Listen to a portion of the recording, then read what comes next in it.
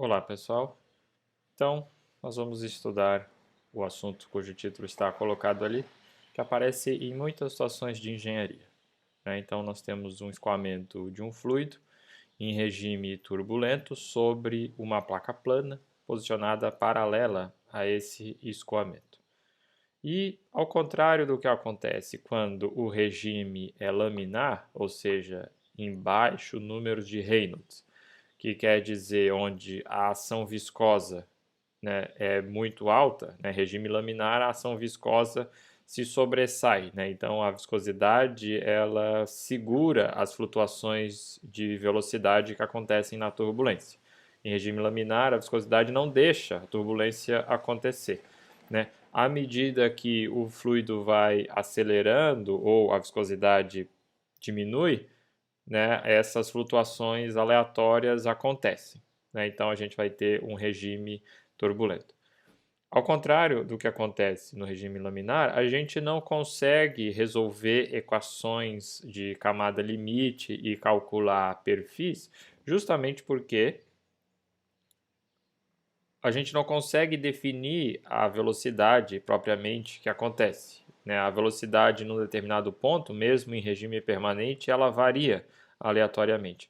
Então fica difícil descrever as forças, né, a variação de velocidade. Então, para isso, a gente precisa se basear em dados experimentais. Né?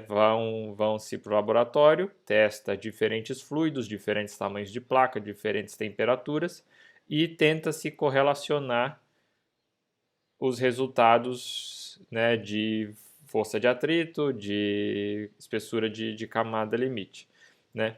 A teoria de camada limite, que vocês provavelmente já viram, né, elas nos diz que existem algumas relações que devem ser estabelecidas entre algumas variáveis. Né? Então, na hora de ajustar os dados experimentais a algumas curvas, né, a gente já sabe quais são os parâmetros que tem que entrar nessas curvas. Tá? Então, o primeiro parâmetro que é importante para alguns outros é a espessura de camada limite. Então, relembrando do problema, né, ali na figura da esquerda, a gente tem então uma placa, um escoamento que é paralelo a essa placa. A partir de um determinado comprimento, né, aquilo que eu falei, a viscosidade não segura mais as flutuações e o regime se torna turbulento. Quando que acontece essa transição? Né? Novamente, os dados experimentais indicam que é quando o número de Reynolds atinge o número de Reynolds crítico, que é aproximadamente igual a 5 vezes 10 na 5. Então, a partir daí, o escoamento é considerado turbulento. Nessa região, né, ou seja, apenas nessa região, que seria essa região aqui assim, né, essa curva aqui aproximada, né, da espessura da camada limite, ela pode ser predita por essa expressão aqui, né, a espessura em função da distância a partir do bordo de ataque, certo? Novamente, para resultados experimentais de região turbulenta, o coeficiente de atrito local ele pode ser expresso dessa maneira. Então, né, um coeficiente em função de Reynolds, né, coeficiente vezes Reynolds em algum expoente, que é o que a teoria de camada limite diz. Né? Ela diz que o coeficiente de atrito só pode depender do Reynolds, que é o que está colocado aqui.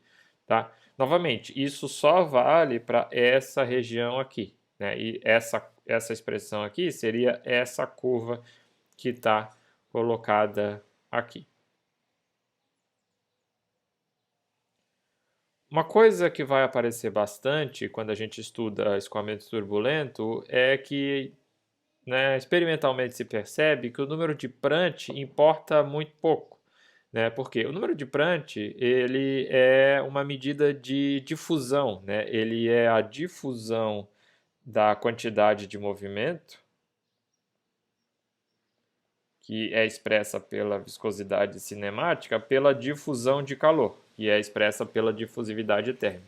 Então, é efeito molecular, né? É efeito ponto a ponto, é efeito local.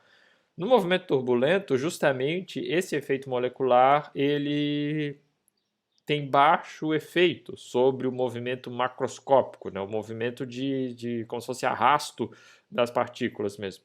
Então o número de Prandtl importa pouco.